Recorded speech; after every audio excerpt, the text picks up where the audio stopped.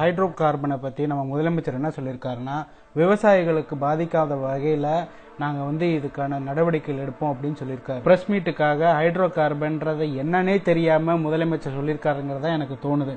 ஏன்னா உலக நாடுகளில் 15-20 வருடங்களாக அமெரிக்கா, ஐரோப்பா போன்ற நாடுகள் எல்லாமே தடை செய்யப்பட்ட ஒரு முறை. எதனால இதை தடை செஞ்சாங்க அப்படிங்கறத இந்த காணொலியில நம்ம பார்ப்போம். The protesters are back here at this drilling site in Dent City.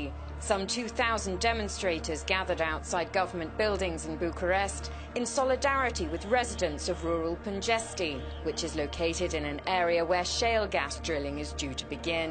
Hydro carbon எடுக்கும் முறையில் கிட்டத்தட்ட 4 கிலோமீட்டர் பூமியில் துளையிட்டு அதில் தண்ணீர், மண் மற்றும் பல நச்சுத்தன்மை கொண்ட ரசாயன பொருட்களை அந்த துளையில் செலுத்தி பாறைகளை உடைப்பார்கள்.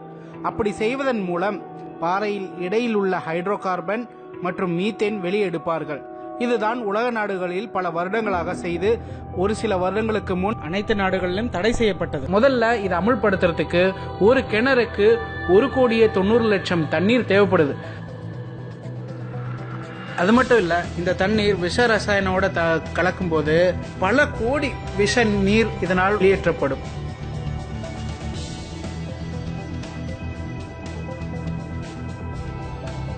இது நாள் வரைக்கும் இந்த விஷ நீரை சுத்தப்படுத்துறதுக்கு எந்த ஒரு முறையுமே கண்டுபிடிக்கல. இதை எடுக்கும் தனியார் நிறுவனம் என்ன பண்ணுவாங்கன்னா, இந்த விஷ நீரை அங்கேயே விடுறதுனால காற்றும் நிலத்தடி தண்ணீரும் மாசடையும்.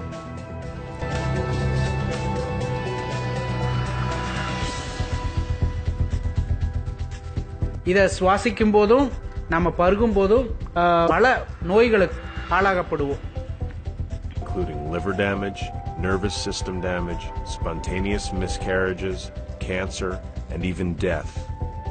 This is the real human impact of exposure to oil contamination. அது மட்டும் இல்ல, ஹைட்ரோ கார்பன் எடுக்கிற இடம் சுத்தி பாலைவனமாக மாறிடும். 2008ல் ஷெர்ரி அப்படிங்கிற இவங்களோட நிலத்துல ஒரு தனியார் நிறுவனம் ஹைட்ரோ கார்பன் எடுக்கிறதுக்காக லீஸுக்கு எடுத்தாங்க.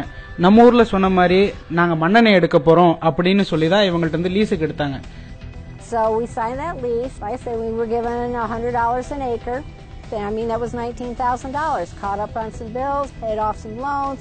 It was like winning the lottery. இந்த லீஸ் மூலியமா கிட்டத்தட்ட 12 லட்சம் ரூபாய் அவங்களுக்கு கிடைச்சது.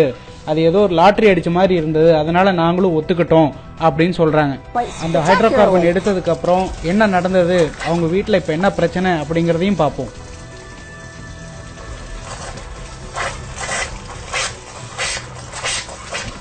Just like that.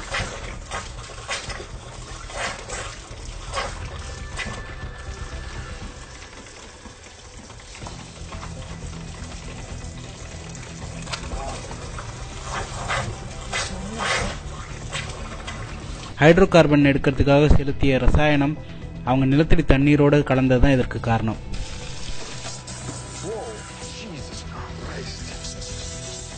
அது மட்டும் இல்ல, இந்த ஹைட்ரோ கார்பன் எடுக்கிறதுனால அந்த ஏரியால நிலநடுக்க கூட வரலாம். ஒருபோதும் நம் பசுமை நிறைந்த காவேரி டெல்டாவில் ஹைட்ரோ கார்பன் திட்டத்தை செயல்படுத்த நாம் அனுமதிக்க கூடாது.